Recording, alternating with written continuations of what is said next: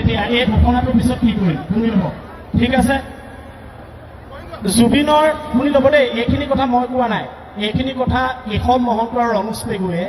press meet the পেলাই কৈছে এইখিনি কথা অসমৰ দুজন দায়িত্বশীল মন্ত্ৰী মুখ্যমন্ত্ৰীয়ে তেখেতক দায়িত্ব দিছে তেখেতে কৈছে মই এইকাৰণে পঢ়ি দিম যে ইয়াৰ নেট নাপায় আপোনালোকে হয়তো পোৱা নাই জুবিনৰ প্ৰথম বাক্যটো শুনিব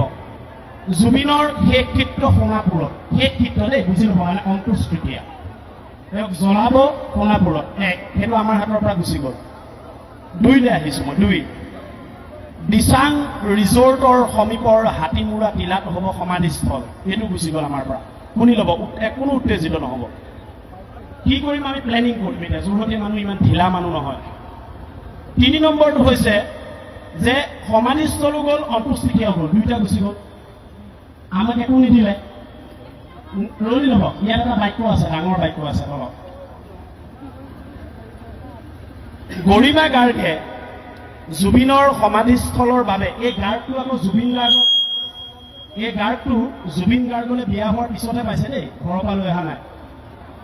শুনি ল'ব গৰিমা গাৰ্গে জুবিনৰ সমাধিস্থলৰ বাবে সোণাপুৰৰ কুমাৰকুছি চূড়ান্ত কৰে তেওঁ চিলমোহৰ মাৰি দিলে তেওঁ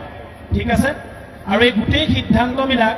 পত্নী গৰিমা গাৰ্গৰ সৈতে আলোচনা কৰি পেলাই কৰিছে মই আপোনালোকক আহি পেলাই কৈছিলোঁ 3টা নাম কেশৱ মহন্ত